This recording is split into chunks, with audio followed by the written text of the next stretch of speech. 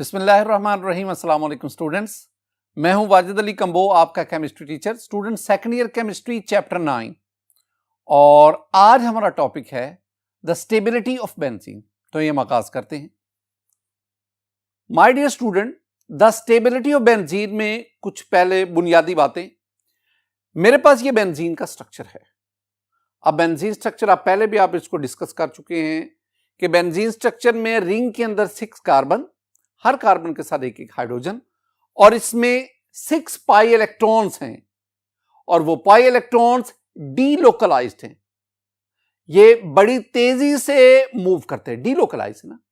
और हमने कहते हैं बेंजीन में ये pi electron extensive delocalization show करते हैं।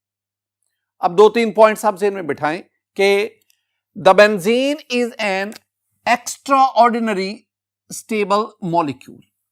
आज हम इसी बात को ही पढ़ेंगे कि बेंजीन का मॉलिक्यूल एक्स्ट्रा ऑर्डिनरी स्टेबल क्यों है, रीजन उसके हम ढूंढने की कोशिश करें। और दूसरी, क्यों है extraordinary stable? Its stability is due to extensive delocalization of electron cloud. मैंने आपको एक सेंटेंस पढ़ाया था कि when there is delocalization there is stability. जहां डीलोकलाइजेशन होगी वहां स्टेबिलिटी होगी, और जहां एक्सटेंसिव डीलोकलाइजेशन होगी वहां एक्स्ट्रा स्टेबिलिटी होगी। ये बात ज़हन में बिठा लें। आज हम क्या करेंगे, हम बेंजीन की स्टेबिलिटी को डिटरमिन करेंगे by estimating the heat of hydrogenation. Heat of hydrogenation उसके एस्टिमेशन से, उसको एस्टिमेट करके हम बेंजीन की स्टेबिलिटी को मालूम करेंगे। ये कुछ बुनियादी बातें, यानी ये 2 पॉइंट्स आप पहले वो atomic orbital treatment of benzene उसमें डिस्कस कर चुके हैं। आज हम ये पढ़ेंगे कि हम स्टेबिलिटी ऑफ बेंजीन को डिटरमिन करेंगे हीट ऑफ हाइड्रोजनेशन की मदद से। अब ये हीट ऑफ हाइड्रोजनेशन क्या है, आपको इसकी डेफिनेशन आनी चाहिए। यहां गो के हमारी बुक में नहीं लिखी हुई, लेकिन आपको हीट ऑफ हाइड्रोजनेशन की डेफिनेशन आनी चाहिए। हमने चैप्टर 8 में 1-2 जगहों पे पढ़ी है, दोबारा देख लें। Heat of hydrogenation, the amount of heat evolved when 1 mole of an unsaturated compound reacts with excess of hydrogen to become fully saturated. That is called heat of hydrogenation. मसलन मेरे पास ये इथीन का मॉलिक्यूल है जिसमें एक double bond है, इसके साथ हाइड्रोजन का एडिशन हुई in the presence of catalyst and we get the ethane. तो जब इथीन उसके मॉलिक्यूल में हाइड्रोजन ऐड होती है तो आपके पास सैचुरेटेड कंपाउंड इथेन बना। इस दौरान जो हीट रिलीज होती है दैट इज -120 किलो जॉल पर मोल। दिस -120 किलो जॉल पर mole is called heat of hydrogenation. तो हमारे पास इथीन की हीट ऑफ हाइड्रोजनेशन कितनी आई? 120 किलो जॉल पर मोल। ये आप ज़हन में बिठाएंगे। अब हम बढ़ते हैं, हम ना साइक्लोहेक्सीन, इसकी हीट ऑफ हाइड्रोजनेशन की बात करते हैं। माय डियर स्टूडेंट, ये आपके पास ना साइक्लोहेक्सेन है। 6 carbon in the ring, her carbon के साथ 2-2 हाइड्रोजन। अब आप काम क्या करें, आप किसी भी 2 कार्बन के दरमियान डबल बॉन्ड लें। जब डबल बॉन्ड लाएंगे तो डबल बॉन्ड बनाने वाले कार्बन के साथ अब एक हाइड्रोजन रह जाएगा। Now this one is called cyclohexene. It has cyclic structure with 1 double bond. Cyclohexene. हम इसकी हीट ऑफ हाइड्रोजनेशन की बात करते हैं। माय डियर स्टूडेंट, मेरे पास साइक्लोहेक्सीन है। चूंकि एक डबल बॉन्ड है तो इसमें हाइड्रोजन का 1 मोल ऐड होगा, 1 मोल ऑफ हाइड्रोजन। जब ऐड करेंगे the product is cyclohexane. Cyclohexene से आपके पास ये साइक्लोहेक्सेन बना। This one is cyclohexane. अच्छा, इस दौरान जो हीट रिलीज होती है जिसे मैं डेल्टा H कहता हूं, ये हीट जो है जिसे हम हीट ऑफ हाइड्रोजनेशन कहते हैं, दिस इज -119.5 किलो जॉल पर मोल। माइनस का मतलब है हीट रिलीज हो रही है, एक्सोथर्मिक है, और 119.5। अभी आपने ना ये इथीन की बात की, इथेन एक ओपन चेन कंपाउंड है, इथीन एक ओपन चेन कंपाउंड है, इसकी हीट ऑफ हाइड्रोजनेशन 120 किलो जॉल। और अगर आप साइक्लोहेक्सीन की बात करें तो ये 119.5, यानी इसकी साइक्लोहेक्सीन जिसमें एक डबल बॉन्ड है जस्ट लाइक ऑफ इथीन, तो इसकी और इथीन की हीट ऑफ हाइड्रोजनेशन तकरीबन बराबर है। वो 120 थी, ये 119.5, रफली एक जितनी है। अब स्टूडेंट हम ना सिंगल बॉन्ड से डबल बॉन्ड की तरफ बढ़ते हैं और हम देखते हैं कि दो डबल बॉन्ड रखने वाला साइक्लिक स्ट्रक्चर, उसकी हीट ऑफ हाइड्रोजनेशन कितनी होगी। दो डबल बॉन्ड अगर आप साइकिल के अंदर लाएं, एक ये डबल बॉन्ड और एक ये डबल बॉन्ड, तो ये अब आपके पास क्या हो गया, now this one is 1,2,1,3 cyclohexadiene. आप इसको ना नंबरिंग कर लें, ये कार्बन नंबर 1, ये कार्बन नंबर 2, ये कार्बन नंबर 3, ये कार्बन नंबर 4। तो 1 पे डबल बॉन्ड, 3 पे डबल बॉन्ड, साइकिल में टोटल 6, तो नाम क्या बना, 1,3 साइक्लोहेक्साडाइन। अब हम इसकी ना डेल्टा एच की हीट ऑफ हाइड्रोजनेशन की बात करते हैं, यानी अब हम डिस्कस क्या करने जा रहे हैं, हम डिस्कस करने जा रहे हैं heat of hydrogenation for 1,3 cyclohexadiene. My dear student, चूंकि इसमें दो डबल बॉन्ड हैं, लिहाजा इसके एक मोल के साथ हाइड्रोजन के 2 मोल ऐड होंगे, यानी एक मॉलिक्यूल 1,3 साइक्लोहेक्साडाइन के साथ हाइड्रोजन के जितने डबल बॉन्ड होंगे उतने हाइड्रोजन मॉलिक्यूल ऐड होंगे। तो इसका मतलब हुआ इसके एक मोल के साथ हाइड्रोजन के 2 मोल ऐड होंगे। जब ऐड होंगे तो ये भी डबल सिंगल हो गया, ये भी डबल सिंगल हो गया, और यूं आपके पास ये आपके पास स्ट्रक्चर बना। This one is cyclohexane. Cyclohexane, इस दौरान भी एनर्जी रिलीज होगी। अभी हमने पढ़ा अगर साइक्लोहेक्सीन उसमें हाइड्रोजन ऐड हो तो एक डबल बॉन्ड के बदले इतनी हीट रिलीज हुई, लेकिन अगर 2 डबल बॉन्ड हो तो रफली फिर इसका डबल ट्वाइस हीट रिलीज होनी चाहिए। मैं 2 चीजें लिखता हूं। पहले तो मैं बात करता हूं कि अगर हम कैलकुलेट करें, calculated heat of hydrogenation, calculated वो कैसे करेंगे, 2 इंटू 119.5, यानी एक डबल बॉन्ड के बदले 119.5 किलो जल पर मोल, लेकिन अगर 2 डबल बॉन्ड होंगे तो सावधान उसका डबल हो जाएगा। तो ये आपके पास 239 किलो जूल पर मोल।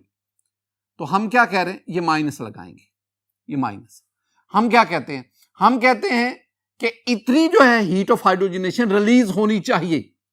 अब आप ना एक्सपेरिमेंट परफॉर्म करें, आप 1,3 साइक्लोहेक्साडाइन लें, इसके एक मोल के साथ हाइड्रोजन के 2 मोल का रिएक्शन करवाएं, साइक्लोहेक्सेन बनेगा, जो हीट रिलीज होगी उसको मेजर करें। तो हमारे पास जो ऑब्जर्व डेल्टा एच होगी, ऑब्जर्व्ड यानी जो एक्सपेरिमेंट से हमारे पास हासिल होगी स्टूडेंट, वो इससे कम होगी, और वो हमारे पास माइनस 231.5 किलो जूल पर मोल होगी। अब एक चीज यहां पे आ गई बहुत इंपॉर्टेंट, मैं इनका डिफरेंस लेना चाहता हूं। डिफरेंस क्या है माय डियर स्टूडेंट, अगर आप डिफरेंस लेंगे ना तो डिफरेंस मेरे पास आएगा, डिफरेंस वो है, इससे इसको माइनस कर दे, तो 239 से इसको 231.5 को माइनस करेंगे तो स्टूडेंट आपके पास 7.5 आ जाएगा, 7.5 किलो जूल पर मोल। अब आपको ना एक बहुत बहुत अहम बात समझाने जा रहा हूं। मैं एक ना डायग्राम की मदद से साइक्लोहेक्सीन और 1,3 साइक्लोहेक्साडाइन, इन दोनों की स्टेबिलिटी उसको डिस्कस करना चाह रहा हूं। देखें माय डियर स्टूडेंट, मेरे पास ना ये एक डायग्राम है, इसमें मैं इधर पोटेंशियल एनर्जी को लेता हूं। पहली बात मैं साइक्लोहेक्सीन की करता हूं। अगर आप साइक्लोहेक्सीन इसकी हाइड्रोजनेशन करवाएं, उसमें हाइड्रोजन ऐड करें, तो -119.5 किलो जूल पर मोल एनर्जी रिलीज हुई, और साइक्लोहेक्सेन में कन्वर्ट हो गई। अब याद रखना है, एंड तक यही बात मैं बार बार रिपीट करूंगा, जितनी हीट ऑफ हाइड्रोजनेशन कम होगी उतना वो मॉलिक्यूल, वो कंपाउंड ज्यादा स्टेबल होगा। ये बात एंड तक आपने ध्यान में रखी। ये तो हो गई साइक्लोहेक्सीन की। अगर मैं आपसे कहूं कि साइक्लोहेक्सीन और साइक्लोहेक्सेन दोनों में से स्टेबल कौन सा है, तो डेफिनेटली साइक्लोहेक्सेन स्टेबल है, क्योंकि जो जितना एनर्जी, पोटेंशियल एनर्जी डायग्राम में जो कंपाउंड जितना नीचे होगा उतना वो स्टेबल होगा। तो साइक्लोहेक्सेन स्टेबल है, साइक्लोहेक्सीन उसकी निस्बत अनस्टेबल है। अब आपके पास ये आ गया 1,3 साइक्लोहेक्साडाइन। ये अब जब आप इसमें इसके हाइड्रोजनेशन करते हैं, इसमें 2 मोल हाइड्रोजन ऐड करते हैं, तो ये आपके पास साइक्लोहेक्सेन में कन्वर्ट हुआ। लेकिन अब यह 2 बातें आ गई कि अगर आप कैलकुलेट करें कि इसे कितनी heat of energy, heat of hydrogenation evolve करनी चाहिए, कैलकुलेट करें, तो फिर तो आपके पास आता है 239 किलो जूल पर मोल। लेकिन इसने की कितनी, 231.5। ये मैं बात आपको समझाना चाहता हूं। यानी हमारी कैलकुलेशन कहती है कि 1,3 साइक्लोहेक्साडाइन इसको इस जगह पे होना चाहिए। लेकिन हकीकत क्या है, हकीकत क्या है, एक्सपेरिमेंट क्या है, ऑब्जर्व वैल्यू क्या है? वो ऑब्जर्व वैल्यू कि ये इससे जरा नीचे है। मैंने आपसे क्या कहा कि इस डायग्राम में जो कंपाउंड जितना नीचे होगा उतना वो स्टेबल होगा। इसका मतलब है कि ये जो 1,3 साइक्लोहेक्साडाइन है ना, कैलकुलेटेड ये यहां पे है, हकीकत में ये यहां है। इसका मतलब है ये हमारी एक्सपेक्टेशन से नीचे है। अगर नीचे होगा तो मैंने क्या कहा कि जो मॉलिक्यूल नीचे होगा वो स्टेबल होगा। इसका मतलब क्या हुआ कि 1,3 साइक्लोहेक्साडाइन हमारी एक्सपेक्टेशन से ज्यादा स्टेबल है। यही बात तो बताना चाहता हूं। अब कितना ज्यादा स्टेबल है वो हमने दोनों का डिफरेंस निकाला और वो डिफरेंस आया था 7.5 किलो जूल पर मोल। इसका मतलब है कि 1,3 साइक्लोहेक्साडाइन हमारी एक्सपेक्टेशन से 7.5 किलो जूल पर मोल ज्यादा स्टेबल है। क्यों स्टेबल है? Very simple sentence my dear students, the sentence is compounds containing conjugated double bonds are more stable than compounds containing isolated double bond. ये याद रखना कि when there is conjugation there is stability. जहां conjugation होगी वहां stability होगी। देखें, double single, इसका मतलब है डबल बॉन्ड अल्टरनेट पोजीशन पे है। जब डबल बॉन्ड अल्टरनेट पोजीशन पे आएंगे तो वो कॉन्जुगेट करेंगे, और जहां कॉन्जुगेशन होगी, जहां डबल बॉन्ड में कॉन्जुगेशन होगी, डेफिनेटली वो स्टेबल हो जाएगा। तो ये जो 1,3 साइक्लोहेक्साडाइन, अगर ये हमारी एक्सपेक्टेशन से 7.5 किलो जूल पर मोल ज्यादा स्टेबल है, तो वो इसलिए है कि इसमें डबल बॉन्ड की कॉन्जुगेशन है। तो याद रखना, जहां पे कॉन्जुगेशन ऑफ डबल बॉन्ड होगी वहां रेजोनेंस होगी, जहां रेजोनेंस होगी वहां स्टेबिलिटी होगी। तो ये स्टेबिलिटी क्रिएट होती है। अब आए हम नेक्स्ट बढ़ते हैं, और मेरे पास है delta H for 135 cyclohexadiene, heat of hydrogenation of 135 cyclo. अब जरा ना इसके बारे में, इस मॉलिक्यूल को जरा स्टडी कर लें। माय डियर स्टूडेंट, लिखा क्या है? 135 साइक्लोहेक्सा, 6 कार्बन साइक्लिक फॉर्म में, कार्बन नंबर 1, 3 और 5 इस पर डबल बॉन्ड है, तो आपके पास ये ट्राइन, यानी 3 डबल बॉन्ड हैं। कार्बन नंबर 1 पे एक डबल बॉन्ड, एक नंबर 3 पे और एक नंबर 5 पे। अच्छा, अब ना जब मैं कह देता हूं ना कि 135 इन 3 कार्बन पर डबल बॉन्ड है, तो मैं कहता हूं कि ये एक डबल बॉन्ड यहां, एक यहां, एक यहां, ये पोजीशन 1, ये 2, ये 3, ये 4, ये 5 और ये 6। माय डियर स्टूडेंट, जब मैं ये पोजीशन बता देता हूं ना, तो उसका मतलब क्या हुआ? उसका मतलब है कि ये डबल बॉन्ड लोकलाइज्ड है, अपनी जगह पे फिक्स है, लोकलाइज। ये बात याद रखनी। क्या ये बॉन्ड पाई इलेक्ट्रॉन क्या यहां पे लोकलाइज रह सकते हैं? आंसर है नो, ये यहां नहीं रह सकते। दीज आर डीलोकलाइज, बल्कि मैं कहता these are they show extensive delocalization, लेकिन हमने इसको ना फर्जी तौर पर ले ले। So this one is a hypothetical molecule, ये फर्जी मॉलिक्यूल है। ये जो मॉलिक्यूल है ना, ये वाला जो स्ट्रक्चर है, ये कैक्यूले का जो कैक्यूले ने बेंजीन के जो स्ट्रक्चर दिए थे ना दो, उनमें से एक से ये रिजेंबल करता। तो याद रखना 135 साइक्लोहेक्साट्राइन ये एक हाइपोथेटिकल मॉलिक्यूल है, बेंजीन से मिलता जुलता है, बेंजीन नहीं, बेंजीन से मिलता जुलता है। इसमें 3 डबल बॉन्ड है तो 3 हाइड्रोजन ऐड होंगे। तो जब आप ऐड करेंगे तो आपके पास ये साइक्लोहेक्सेन बनेगा। अच्छा नोट करना, इसमें 1 डबल बॉन्ड था, हाइड्रोजन का 1 मॉलिक्यूल ऐड हुआ, साइक्लोहेक्सेन बना। इसमें 2 डबल बॉन्ड थे, हाइड्रोजन के 2 मॉलिक्यूल ऐड हुए, साइक्लोहेक्सेन बना। 3 डबल बॉन्ड थे, हाइड्रोजन के 3 मॉलिक्यूल ऐड हुए, साइक्लोहेक्सेन बना। यानी तीनों केसेस में जो प्रोडक्ट आ रहा है वो साइक्लोहेक्सेन आता है। अब हमने क्या करना है, हमने ना ऊपर वाली अपनी इंफॉर्मेशन उसको बेस बनाकर हमने इसकी ना हीट ऑफ हाइड्रोजनेशन को कैलकुलेट करना है। और फिर अगर ये मॉलिक्यूल हमें मिल जाए, ये हाइपोथेटिकल है, फर्जी है, मिलेगा नहीं, तो इस जैसा कौन है बेंजीन, तो फिर हमने बेंजीन की एक्सपेरिमेंटल या ऑब्जर्व्ड हीट ऑफ हाइड्रोजनेशन उसको मालूम करना। स्टूडेंट पहले ना मैं कैलकुलेटेड, और ये मैं कैलकुलेट कर रहा हूं 135 साइक्लोहेक्साट्राइन, इसकी मैं ना डेल्टा एच वैल्यू कैलकुलेट करता हूं। कैसे कैलकुलेट करूंगा, अगर 1 डबल बॉन्ड होगा तो -119.5, और अगर 3 डबल बॉन्ड है जैसे 13 साइक्लोहेक्साट्राइन में, तो अब आपके पास ये बन जाएगा -358.5 किलोजूल पर मोल। ये जो हाइपोथेटिकल मॉलिक्यूल है, इसकी हमने हीट ऑफ हाइड्रोजनेशन जो कैलकुलेट की वो इतनी आनी चाहिए। अब आप ले लें ऑब्जर्व्ड। ऑब्जर्व्ड कैसे ले, एक्सपेरिमेंट परफॉर्म करेंगे।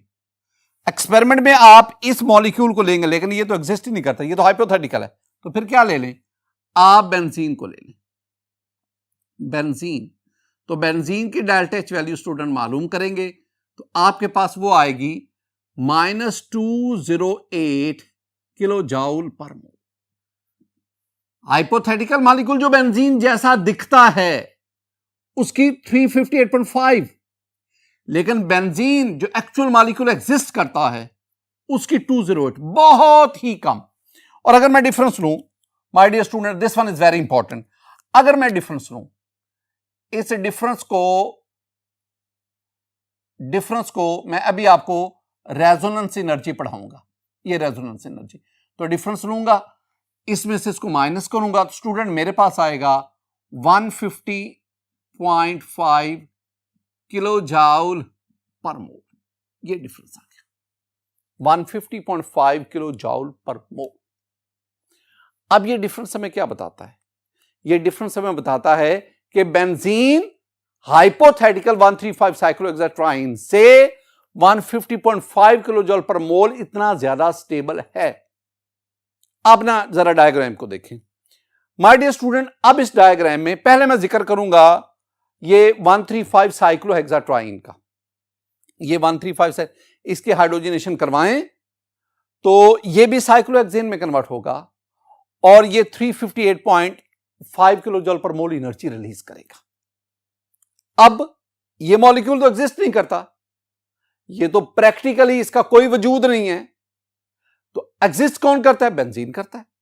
तो अगर आप बेंजीन की हीट ऑफ हाइड्रोजनेशन लें तो स्टूडेंट वो 208 किलोजूल पर मोल आती है, यानी वो इससे बहुत नीचे है। कितना नीचे है, आप उस डिफरेंस को देखें, और वो डिफरेंस आपके पास कितना आया, 150.5 किलोजूल पर मोल। इस डिफरेंस को हम क्या कहते हैं, this difference is called the resonance energy.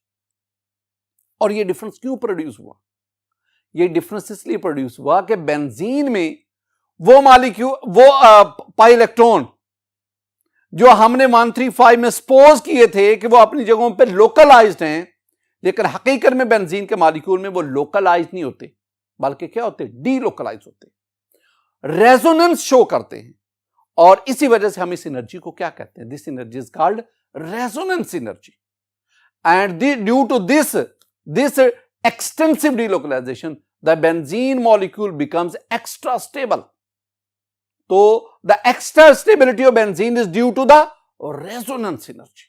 अब देखें resonance energy क्या है student? resonance energy is the energy difference between hypothetical compound, ये जो अभी हमने लिया 135 cyclohexatriene, and the actual compound, और वो कौन सा था? बेंजीन.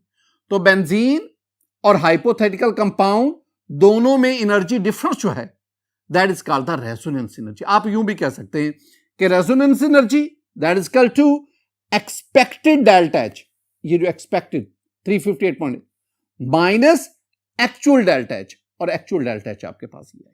डिफरेंस ले ले, जो डिफरेंस आएगा that is called the resonance energy. एक दो पॉइंट बहुत इंपॉर्टेंट. पहली बात student, benzene is more stable than 135 cyclohexatriene by 150.5 kilojoule per mole. ये अभी हमने डायग्राम में भी इसको देखा कि बेंजीन उससे स्टेबल है. और एक और बहुत इंपॉर्टेंट बात, the stability of a compound is directly proportional to resonance energy. जितनी रेजोनेंस एनर्जी ज्यादा होती है उतना वो कंपाउंड ज्यादा स्टेबल होता है. तो ये जो हमने कहा कि रेजोनेंस एनर्जी ये किस बदौलत होती है? This one is due to extensive delocalization of pair electron in benzene structure. My dear student, आज के इस लेक्चर में हमने थर्मोडायनेमिक स्टेबिलिटी ऑफ बेंजीन उसको स्टडी किया और हमने हेल्प ली हीट ऑफ हाइड्रोजनेशन की. मेरी दुआ है कि अल्लाह ताला आप पर अपना फजल फरमाए, अल्लाह ताला आप पर अपना करम फरमाए. अस्सलामु अलैकुम रहमतुल्लाह.